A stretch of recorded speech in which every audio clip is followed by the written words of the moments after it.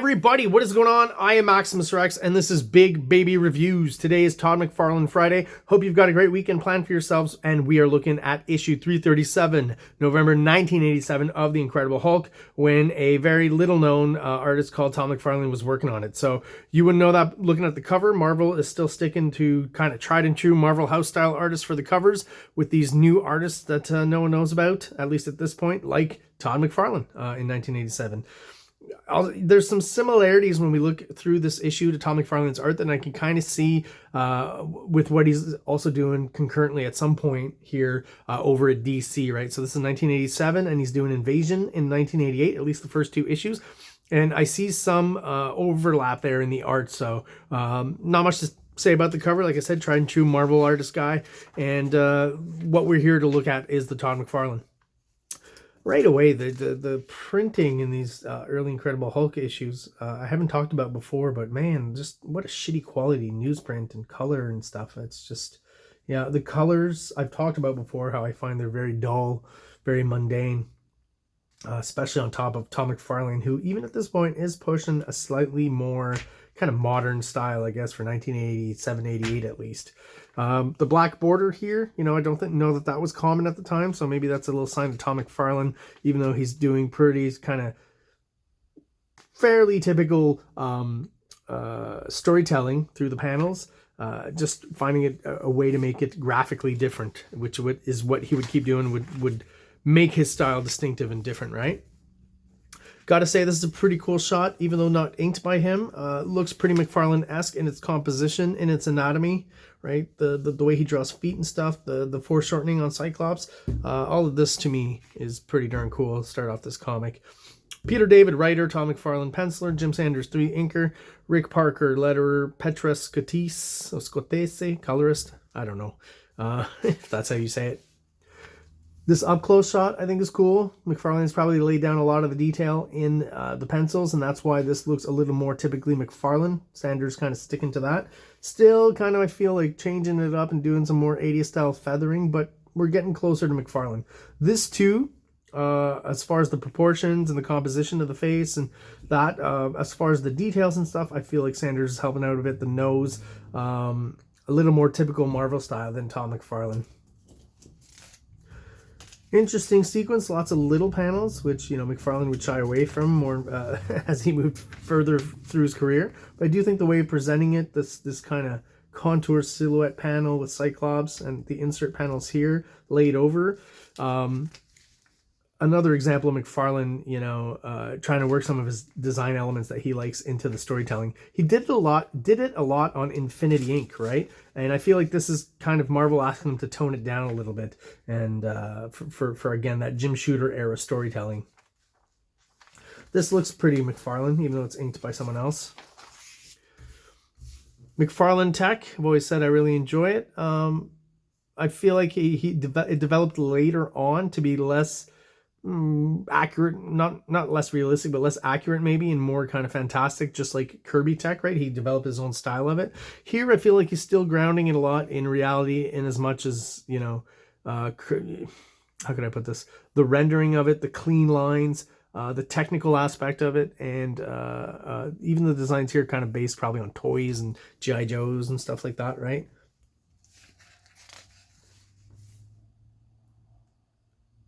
Chairs. I'm always interested in chairs, because every time I have to draw one, I'm like, oh man, I got to design a new chair. Whether it's something like this weird kind of technological thing that they've got going, you know, or science fiction kind of chairs, or just regular chairs. How do you draw a chair? What do you choose? Do you go online, Google? Let me know, artists out there. Some more of these thick black panels, right? So again, that gives me that little bit of that McFarlane feel. This kind of bit of destroyed rubble too. But a lot of far away kind of mid shots, right? Again, like I said, that Jim Shooter kind of storytelling. And we get a rare down shot here. I mentioned it before, where I find a lot of the early McFarlane just kind of has, you know, head-on shots, no down shots or up shots as far as point of view and perspectives, no like worm's eye view or bird's eye view, or very little. And I feel like he gets better at that later. I feel like he's trying to take our focus away from what are still kind of his weaker parts, in his art. Those two aspects, and just foreshortening. When he starts doing more of it, more like on Spider-Man, I guess I'd say, that's where I saw a lot of that. It gets better, right? But it's still, it's wonky for a while throughout that run. You know, by the time he gets to Spider-Man and Spawn, I guess he's found a way to make it work. But there's still some odd stuff in those early Amazing Spider-Man issues when it comes to foreshortening. See, here's a bird's eye view down shot, and it's not bad, but it's a little awkward. Maybe more successful with technological elements. Once again, vehicles, you know, look really cool. Very G.I. Joe, like I said. I feel like he's looking at toys and stuff, which would make total sense. All of these are pretty cool. They feel pretty McFarlane all the way through. And there's this thing too where early on McFarlane was just doing a lot of lines, not a lot of hatching, not a lot of shadowing. Maybe the inkers were helping him out a bit more with that. Like, I feel like maybe this is even an early kind of McFarlane test on that whole, you know, silhouette, but you can see the teeth and the eyes and stuff. I mean, I'm sure it's been done before, but this becomes kind of a McFarlane staple. But, you know, this is just one little panel through this whole story, not a lot of focus on it. So maybe he's trying it here for the first time, making the Hulk look obviously sinister, right? This is something that will become, again, a McFarlane staple.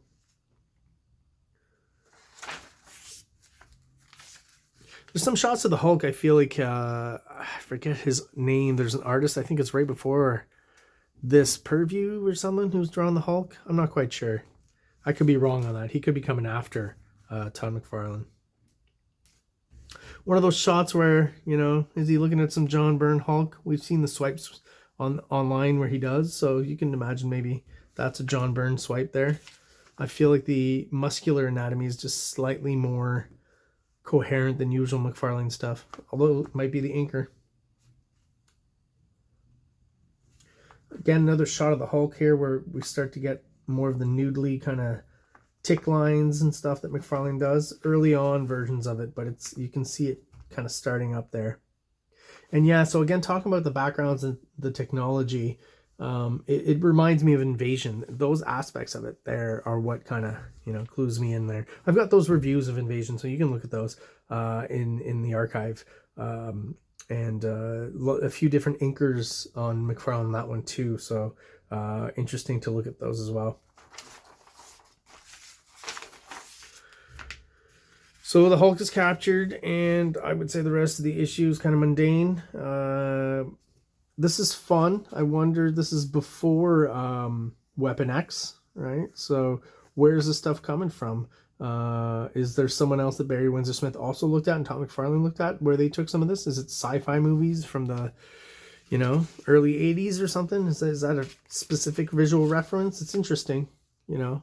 Again, I do feel like there's a certain kinship with what Barry Windsor Smith was doing on Marvel Comics Presents for the Weapon X storyline.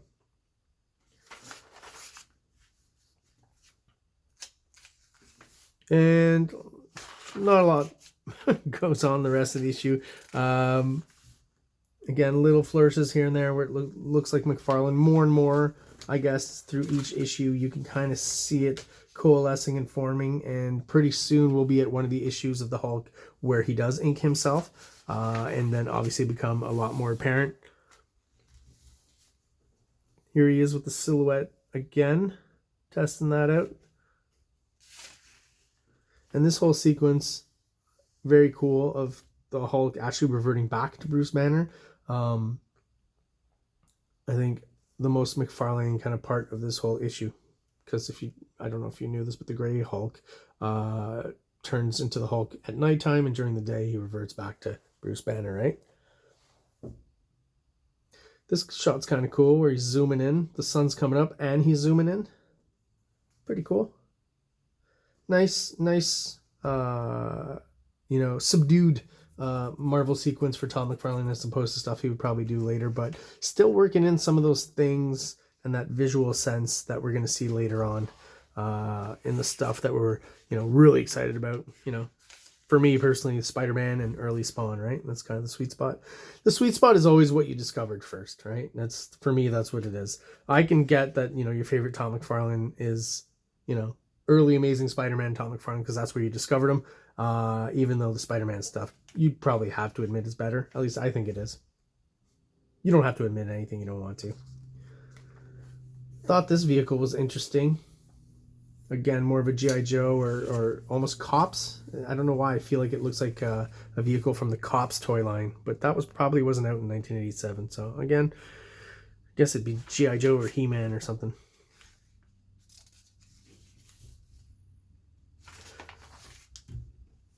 And yeah, these last two pages feel like maybe McFarlane wasn't putting down as much of his own stuff in the pencils, because the inking just the whole page starts looking just like any old regular Marvel comic. You know, if you showed me this, oof, I don't know if I would guess this is Todd McFarlane. Maybe from this lady's face and, you know, little clues here and there, but still, it's not as apparent as on some other pages here.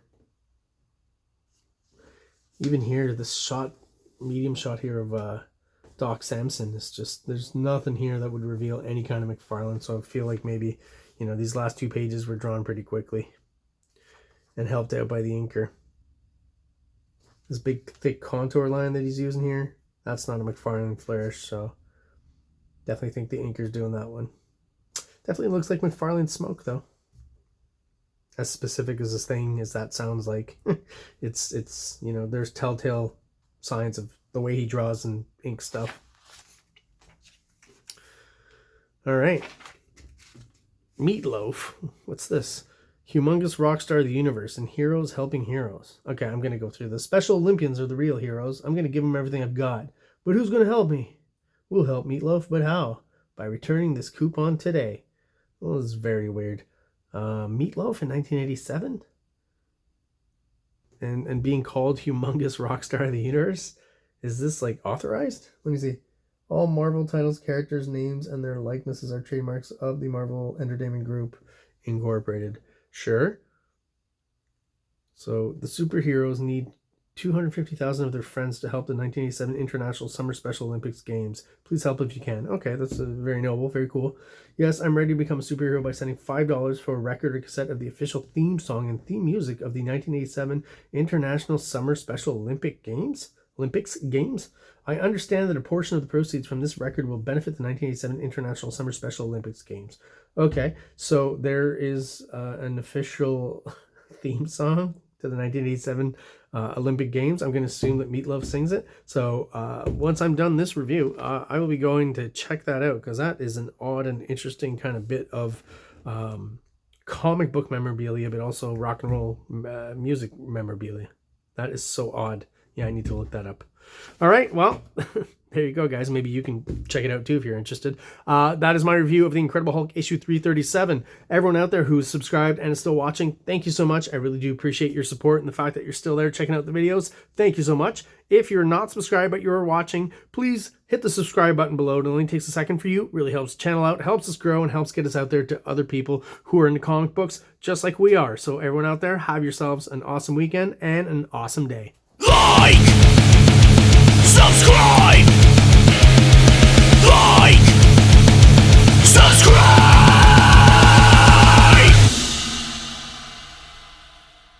King Comics presents Big Baby, Volume 1, Issues 1 to 13, 204 pages of story and art. King Comics also presents Star Crasher one-shot, 32 pages, cosmic sci-fi surrealist adventure. You can find these fine comics at KingComics.CA, at MaximusRex13 on Instagram, or on Facebook, MaxRex or Big Baby.